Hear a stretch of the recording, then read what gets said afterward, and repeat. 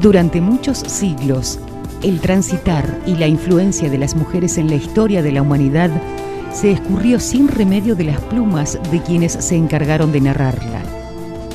Bibliotecas enteras dan cuenta de los hombres como autores y protagonistas unívocos de la historia. En esas páginas, la figura femenina permanece omitida o ausente en el contexto de una estructura sociopolítica que la privó sistemáticamente de sus derechos individuales y le impuso un rol tan fuertemente asumido que aún hoy intenta escapar de sus vestigios. Los últimos 2 siglos fueron testigo a nivel internacional de una progresiva conquista de derechos de parte de las mujeres, a partir de que comenzaron a asumirse como dueñas y merecedoras de los mismos y decidieron salir a luchar para alcanzar una situación más justa y equitativa en las relaciones de género. En nuestro país, las conquistas femeninas comenzaron a encontrar eco legal en las primeras décadas del siglo XX. En 1926 se logró la equiparación de los derechos civiles. 21 años más tarde, el derecho al sufragio llegó de la mano de la Ley 13.010 durante el primer gobierno peronista. Y el 11 de noviembre de 1951, las mujeres argentinas votaron por primera vez. Desde el retorno de la democracia, los avances en materia de reconocimiento y defensa de los derechos de la mujer han sido importantes e incluyen la patria potestad compartida, la Ley de Cupo Femenino de 1991 como medio de garantizar la participación política y la ratificación de la Convención por la eliminación de todas las formas de discriminación contra la mujer. Las mujeres han ido adquiriendo derechos. La mujer al principio de nuestras épocas estaba equiparada en capacidad a los niños, a los incapaces. Ha habido una evolución en todo el ordenamiento jurídico a nivel internacional y a nivel nacional y a nivel provincial, obviamente. Tiene que ver con la participación de mujeres en las legislaturas, en los senados, en los movimientos de obreros, en la sociedad misma, donde se ha empezado a ver esta cuestión de género que atraviesa a toda la sociedad y también se incorpora a la legislación. Tener anteojos de género es mirar otra cosa, ponerle atención a cómo estamos las mujeres en la relación de poder, en la relación de distribución de poder en general. A mí me parece que una de las transformaciones posibles es reconocer que somos merecedoras de otra posición. Cuando alguien no reconoce que merece vivir bien, pues no lo vivirá nunca. Cuando empecé a conocer qué era esto del feminismo, qué era esto desde la perspectiva de género, tener como al principio una negación, ¿no? De a mí esto no me pasa, yo no estoy de acuerdo con muchas cosas de esto. Y después como empezando a indagar un poco más, a ampliar la mirada, a ver con otros ojos, empezar a darme cuenta que en realidad esto está en todos lados, que el machismo no es igual al feminismo, el machismo es un discurso opresivo, un discurso que quiere subsumir a las mujeres, del cual estamos lamentablemente muy impregnadas todos y todas como sociedad. Y el feminismo plantea todo lo contrario, es una teoría de justicia, es una teoría de liberación por sobre todo. El feminismo básicamente plantea que todos podamos ser lo que queremos ser independientemente del sexo con el que hayamos nacido, ¿no? Me involucra como mujer, me involucra a partir de comprender que nadie da lo que no tiene y que yo estaba dispuesta a que el mundo que construyo y que me prometo construir todos los días tenga que ver con la pacificación, con la equidad, con la igualdad, y centrada en valores es en la búsqueda de la equidad de género, que es una herramienta de lectura de la sociedad que permite pensar que hombres y mujeres empecemos a tener lugares más parecidos a la felicidad que al sufrimiento. Más allá de saber uno que tiene sus derechos, cuando uno siente que o cree que los están queriendo avasallar, uno tiene que parar y decir, bueno, a ver, estos son mis derechos, los tuyos también están. Bueno, en todo caso lleguemos a un acuerdo. Y no es una cuestión de ir a enchapar que uno tiene los derechos, uno vive con sus derechos. Si hace falta en algún momento que alguien se entere porque no se enteró, bueno, habrá que hacérselo saber. Todavía hay mujeres que creen que no tienen derechos, que los derechos los tienen los hombres. Un día apareció una señora muy sometida de toda su vida, de toda historia crónica de violencia familiar desde su nacimiento. Yo le pregunté por qué venía y me dijo, porque yo la escuché a usted por televisión que dijo que las mujeres tenemos derechos, yo no sabía. A la hora de abordar el tema de los derechos de las mujeres, sin lugar a dudas, la violencia de género emerge como una de las problemáticas más apremiantes. Desde su creación en 2008, la Oficina de Violencia Doméstica de la Corte Suprema de Justicia de la Nación recibió más de 16.000 denuncias y en el 80% de los casos, las víctimas fueron mujeres. Si bien no existen estadísticas oficiales de feminicidios en Argentina, las estimaciones indican que cada un día y medio una mujer muere asesinada. En la mayoría de los casos, el victimario es su novio, marido o pareja. En respuesta a esta problemática creciente, el Congreso de la Nación sancionó en 2009 la Ley 26.485 de Protección Integral de la Mujer, que fue reglamentada en julio pasado por la presidenta Cristina Fernández de Kirchner a través del decreto 1011. La ley previene y sanciona las conductas que, basadas en una relación desigual de poder, tanto en el ámbito público como privado, afectan la vida, la libertad o la seguridad personal de las mujeres. La ley nacional es una ley amplísima. Reconoce por ley un montón de violencias específicas contra las mujeres. Por ejemplo, no solo la familiar, la laboral, la simbólica. La violencia simbólica está visibilizada en la ley. La que no parece pero sí es violencia.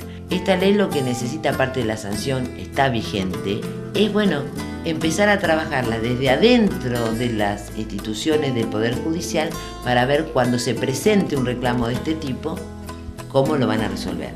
Pero es necesario tanto la justicia con la mirada de género, como el que va a plantearlo, como el hospital que atiende a la señora, como la policía. Ojo con aquellas mujeres que son víctimas de una terrible violencia, generalmente económica y psicológica, también sexual, también, pero dentro de su casa, y los esposos o los compañeros que ejercen violencia, el hombre que ejerce violencia, tiene altos cargos, o tiene mucho poder económico, o esas mujeres están totalmente desprotegidas. Profesionales, abogadas, psicólogas, médicas que son víctimas de situaciones de violencia y que se maquillan para ir a trabajar, personas que están en la esfera pública, primero lo niegan, muchísimos años. Esto es así, lo niego, lo oculto, me protejo porque creo que nadie se da cuenta. Es muy sintomático cuando la mujer dice, pero yo no le dije a nadie. Entonces cuando yo les digo en la consulta, pero ahora empecé a preguntar, a ver, y cuando la gente, la familia, los amigos lo empiezan a apoyar, ellas se dan cuenta que la violencia trascendía este ocultamiento.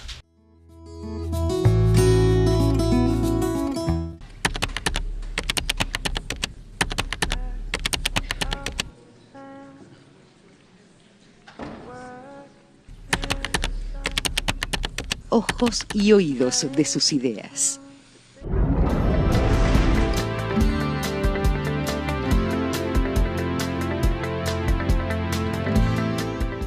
AZ Group, diseños en comunicación.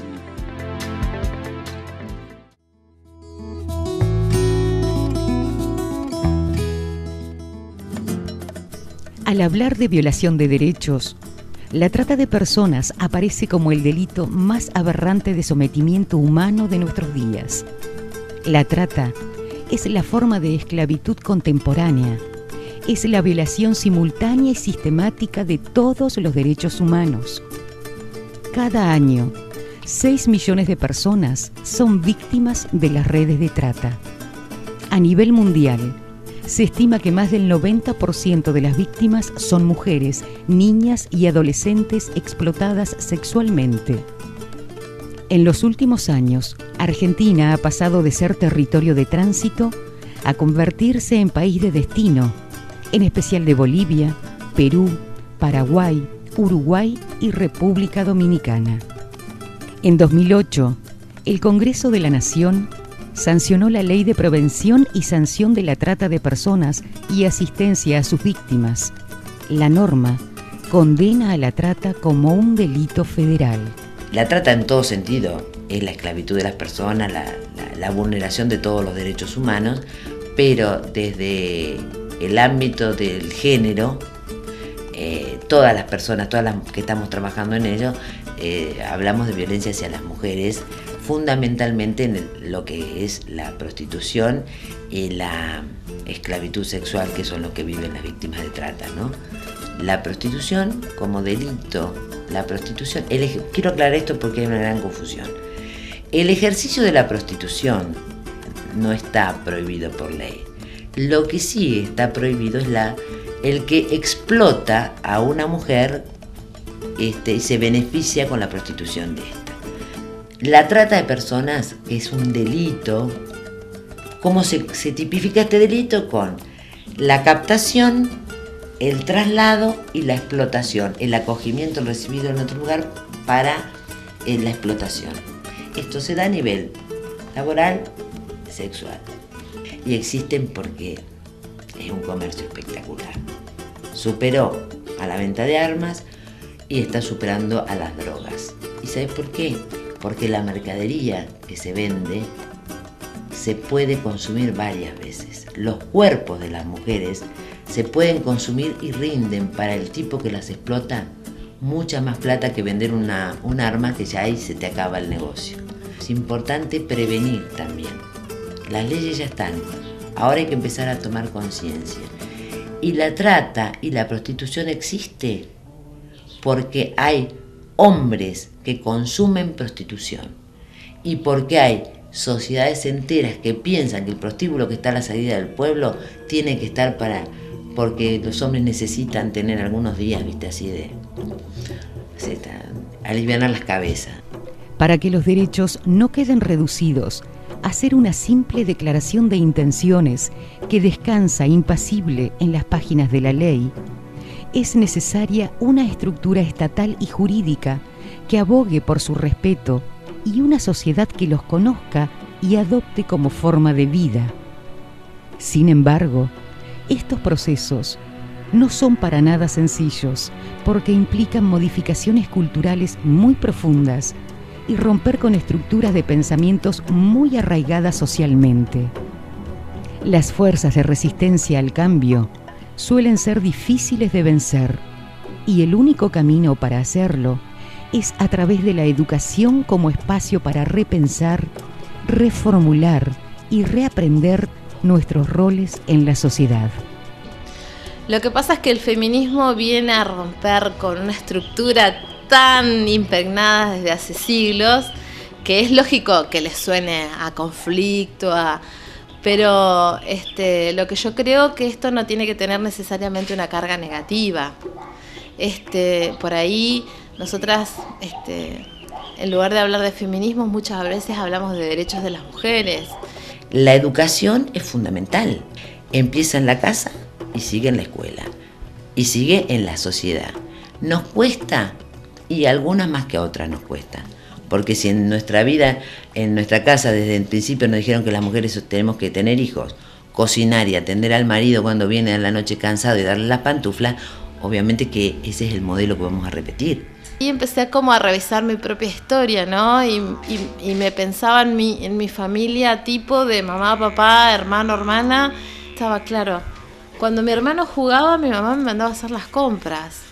Y a mí la verdad que no me gustaba, yo me quería quedar jugando también.